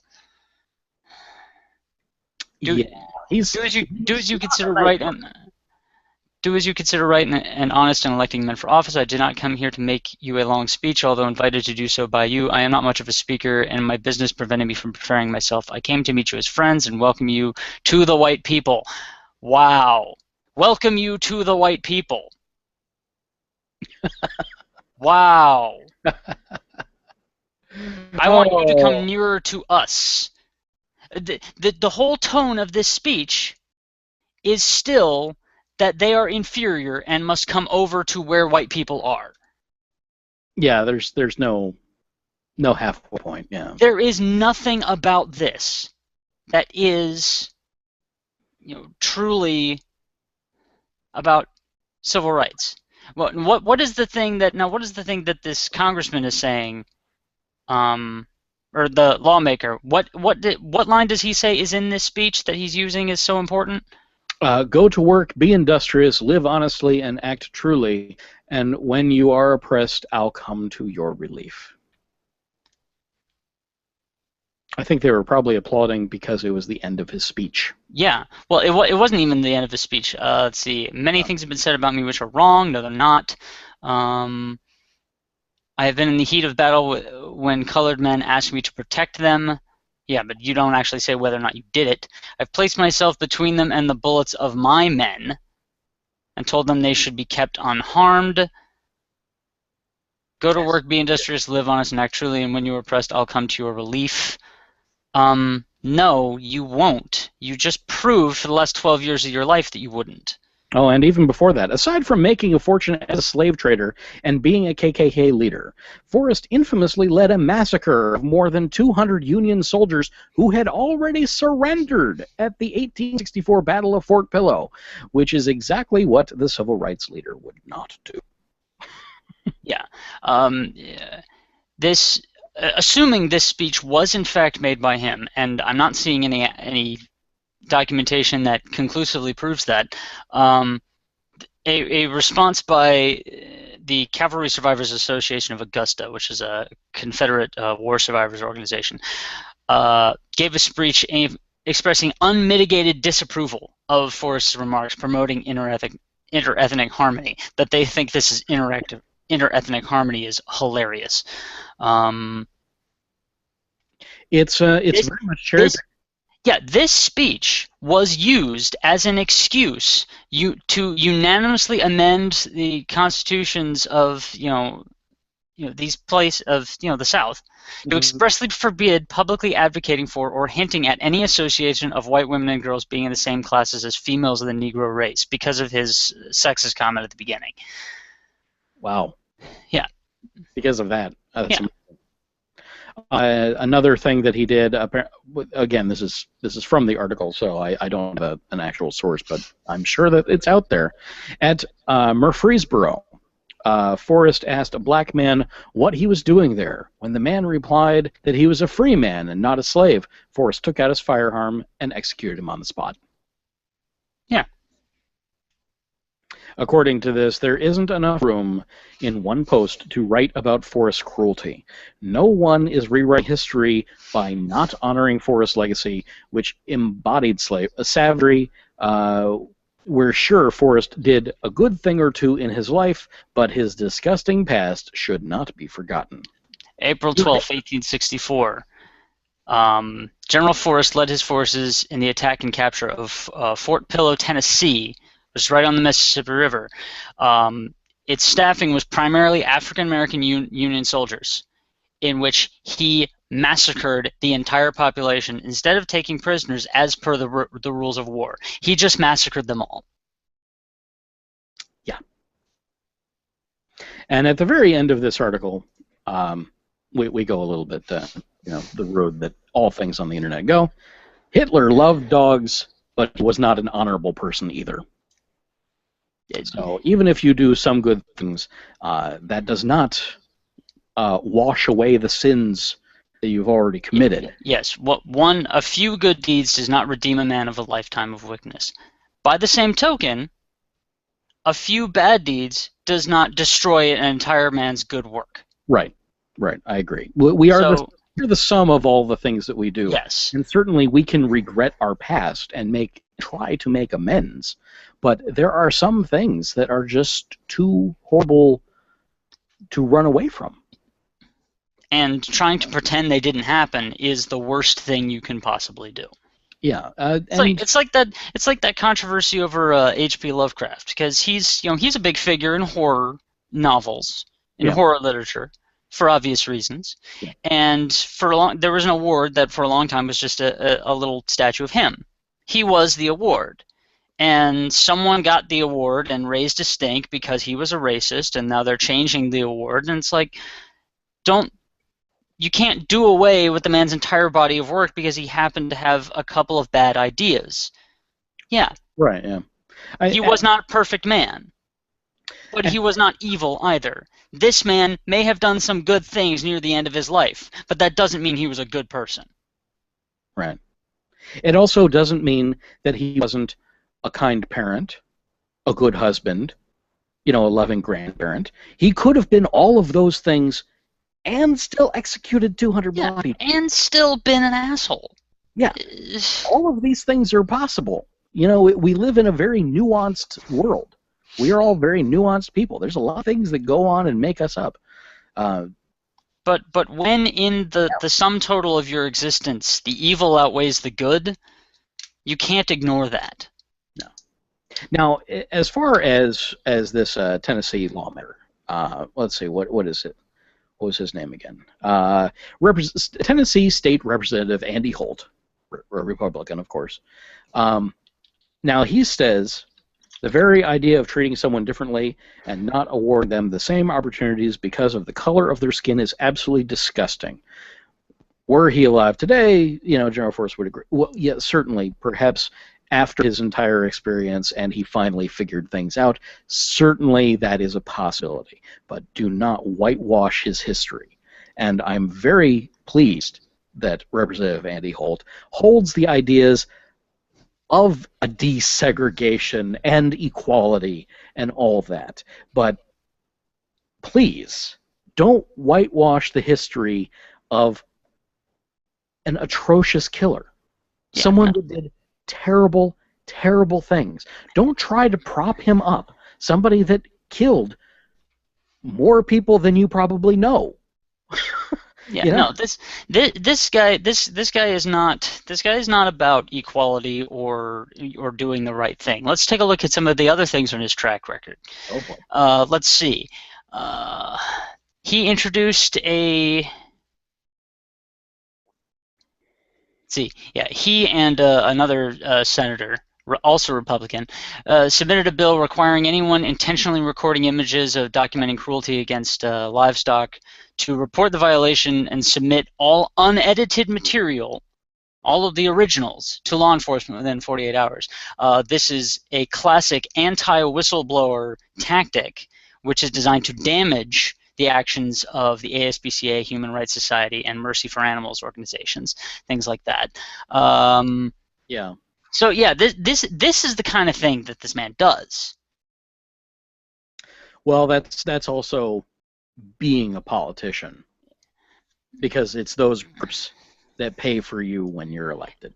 And I don't care if that's who pays for you and who you give your vote to, who you sell your vote to, then you are just as evil as they are, because you are complicit in their actions. You are sanctioning it by taking. Yeah. That is your sanction. Yeah. It ends up not being campaign finance, as it ends up being a bribe. That's all it is. And that's what we should call it. And let's do that from now on. Instead of calling campaign contributions from big PAC groups that are specific to a group like the Koch brothers or Exxon Mobil, any of these the big conglomerates, their interests are clear.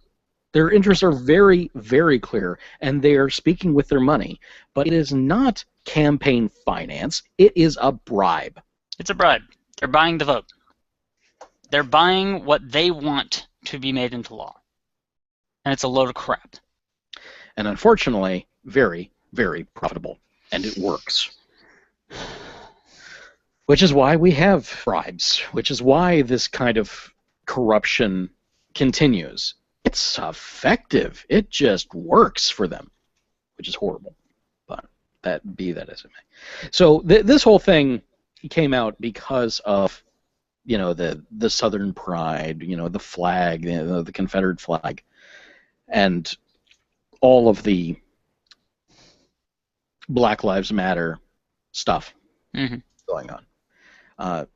In the news every day, there's at least 1, 2, maybe a dozen stories of a white on black crime,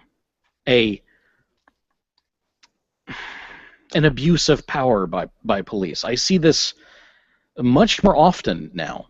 Maybe it's simply because we're now recording everything. It was happening before. Now we have evidence of it.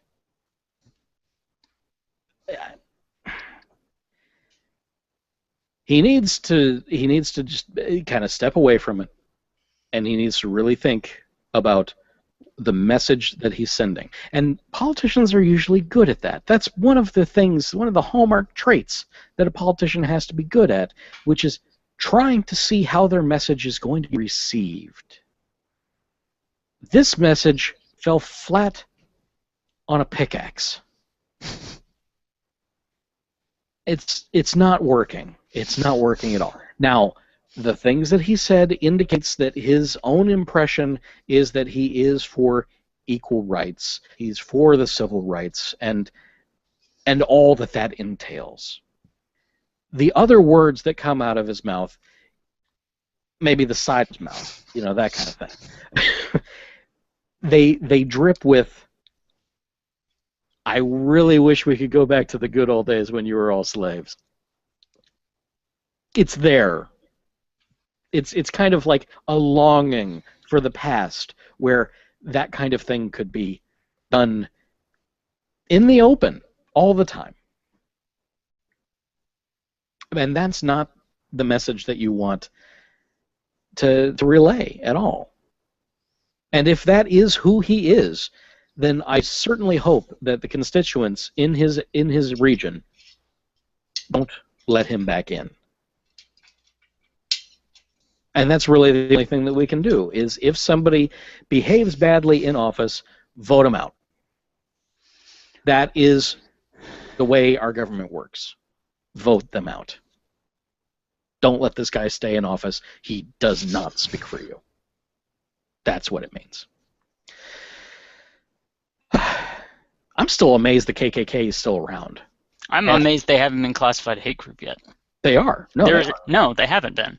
They are still Wait. legally protected and can organize and can do all the things that hate groups can't in this country. Well, no, hate groups can too. The Westboro Baptist Church, for instance. They haven't been classified as a hate group yet. Well, who's classifying? Whose classification are you looking at? Because there's a bunch of groups out there, like the Southern Poverty Law Center has a hate group list. Okay, there is a legal definition by the government in which someone is classified a hate group and has no legal protections under the law for anything they say or do. They have no right to free speech or any of that crap. Okay. I know the Westboro Baptist Church is on trial for it because people finally pushed it through. Well, let's see. So the Southern Poverty Law Center, they got one, and I know that they're on there. So the government, though. I know they have one. Hate groups. You know, as soon as I punch in hate group, at least Google remembers my search history, so it's probably being tainted. Hate groups decline. Again, they keep referring back. Even USA Today is referring back to the Southern Poverty Law Center. So I think hate group is more like a AAA rating. Well, no, it's the Federal Bureau of Investigation has a list. They don't publicize it, but they have a list of hate groups that are no longer protected under the law. FBI hate groups.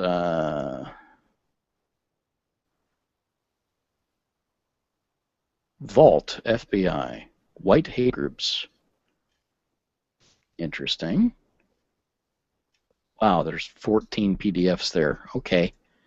Yeah, the FBI has a list. The entire thing is not public. I don't know how much of it is public, but they have a list, and every organization on that list is not protected by the law.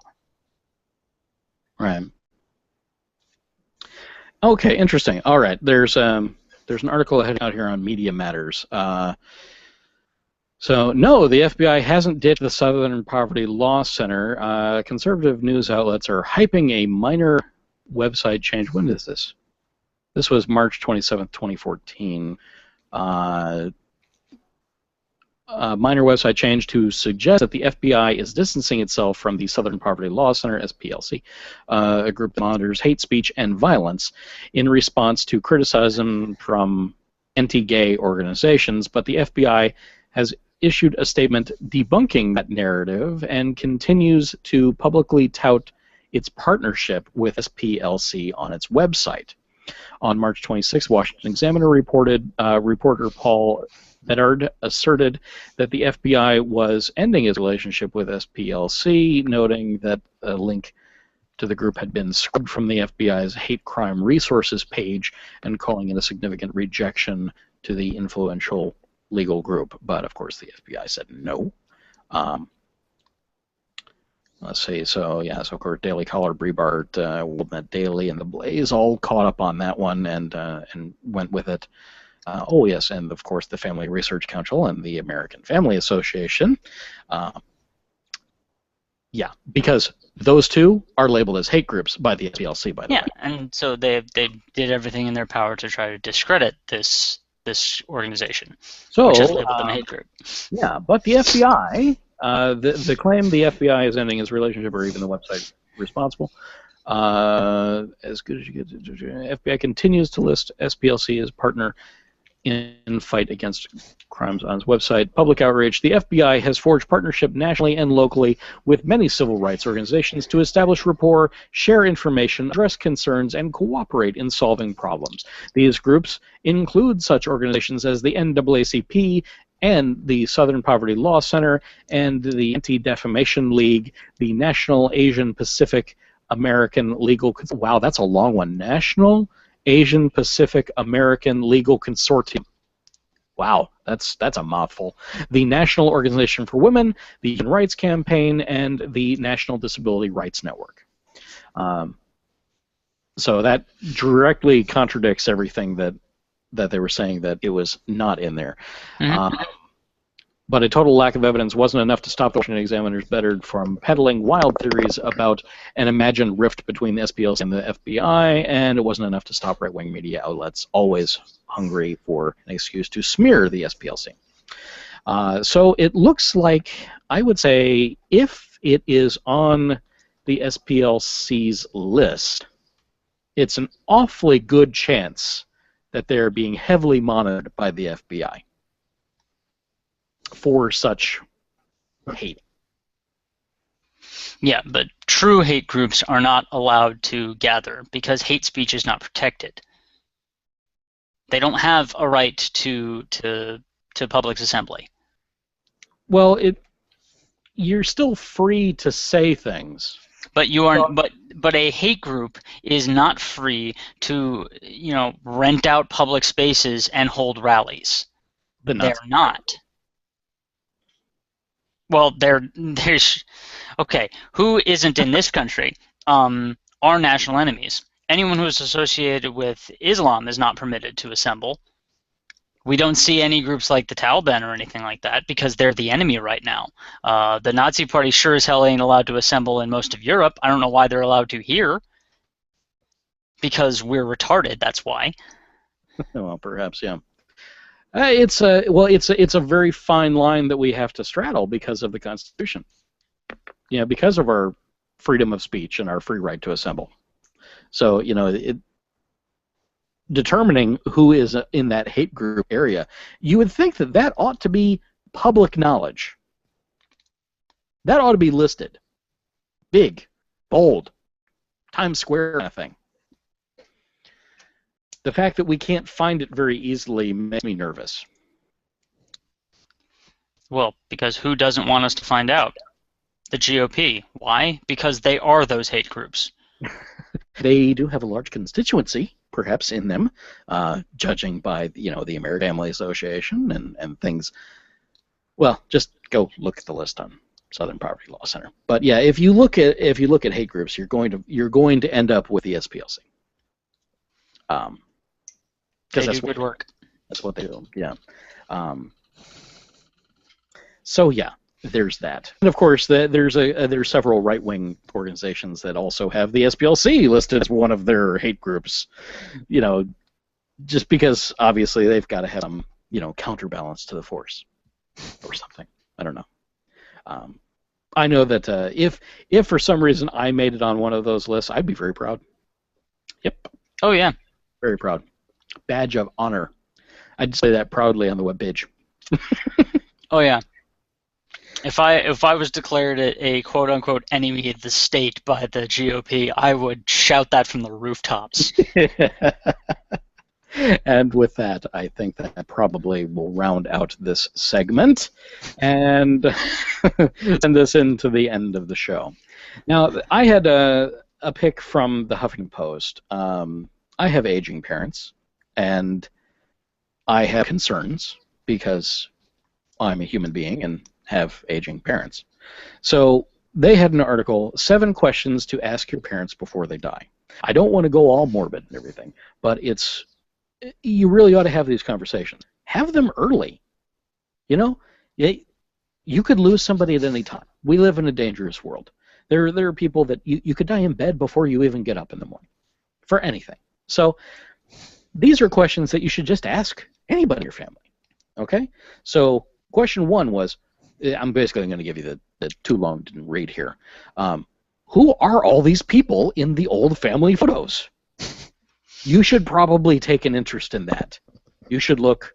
You should find out. Maybe take a Post-it, write them down, from left to right or whatever they are, and open the frame and stick it on the back of the picture. Okay, that's an important thing. And a Post-it that's not going to damage anything. It's not like I have so many pictures from my parents and from grandparents and everything where they took a ballpoint pen and they wrote on the back of the picture, and it kind of digs into the picture a little bit. It's not what you want to do, but hey, at least there's a note. So I have that going for me at least. Also, hey, where did we come from? Question number 2. Not the birds and the bees talk, but where did they immigrate from? What countries did our previous relatives, ancestral home? Where was that? Where did they come from? Was our name changed at Ellis Island because they couldn't pronounce it, so they called Smith? Any number of these things. Number 3, what family history has been edited? Every family has a few skeletons in the closet. The uncle who went to jail for being a cat burglar, the aunt who ran off and eloped when she was 15. When these events are new, they're often too raw for discussion, but 50 years after the fact, emotions mellow and events still shaped your family's history. It's time to learn about these missing details. We have a friend who recently learned that uncle had been married previously and that she had 2 older cousins that she'd never met. So there are those skeletons in the closet. I found out that there were several relatives in my family that had committed suicide. They were just labeled as deceased. I didn't know why, didn't know the story about their death. It's nice to find out, why did they die? How did they die? Did they die of a congenital heart failure? Is that something that then, lives in my genes? That's something that would be good to know. 4, what were the best of times? We recently heard someone speak fondly of living through the Great Depression. It forced the family to be closer and appreciate what they had. They shared the neighbors and shared with neighbors, and people helped one another. Not like today, she lamented. Often, it's always the good old days. That's the thing. It's always the good old days. It's not the, now is better. Our memories cloud things, but the memory is one of those fuzzy things, and it will pick up the things that were the most important to us. So ask those questions. And indeed, it'll remember what's good and what was bad. So number 5 was, and what were the worst? The deaths lost to disease, babies lost, miscarriages. It's like, yeah, okay, so you have 2 sisters, or a brother and a sister, and however many siblings. How many miscarriages? Were there any that were born and then died shortly thereafter? Because that shapes your parents. Those are tragedies that they went through, and it could explain a few things. It really could. Number 6. What does your family street map look like? Just because Dad had been a lifelong Cubs fan doesn't mean he actually ever lived in Chicago. Get specific street addresses, as best as your relatives can remember. One day your grandchildren might want to drive by the house they were born in. A 60-something friend last December knocked on the door of what had been her first married home in 35 years ago. There have been at least 3 owners since her and her husband sold it. The current owner invited her in and showed her all the changes that had been made. Christmas tree was in the same spot, though, she said. Nice little memory lane kind of things. I know that I myself remember, the home that I was born in, and every now and then I'll still drive by because my dad said that the year that I was born, he planted an oak tree in the front yard. So every now and then I go by and see how big it is. And this, number 7, the last one here, can you fill in the blanks on our ancestry tree? The devil's in the details. One missing great-great-aunt, and you may have an entire branch of relatives you didn't know about. Press for specifics when you can. And for those things, I'm using a website called myheritage.com. It is, a lot of people have heard about, of course, Ancestry.com. And they kind of all have now been integrated with a lot of these ancestry research databases. You'll find census records, which are invaluable, by the way. You'll find death records, again, also invaluable. And that puts your family tree in really good context, and you can then branch off from there. I get a lot of people from around the world that see the expanse of what I've already done, and they're related to me through one of these different branches. I have no bearing on their life at all, but they might have some tidbits from those relatives that I didn't have, and then I can continue back and back and back and back and back. And I've gone into, let's see, as far back as I went was somewhere around like 600 AD. Pretty far back, but that was only in one tree. That was only in one leg, and it meandered through. Also, women are an excellent source of figuring out where those family trees diverge. But they're harder to figure out because of the maiden name changes and because of our patriarchal society. Their records weren't kept as well as the men. So but they're often the more interesting story as you go back in the history of your own family. So, hey, do some genealogy research. Ask your parents, ask your other relatives, your aging relatives to, draw out their family tree and share the information. Make that open source to your family. In fact, make it open source to the family that you didn't know you had. That is my recommendation to you. Mike, do you got anything? No, I am pretty tapped out this week, honestly. Alrighty.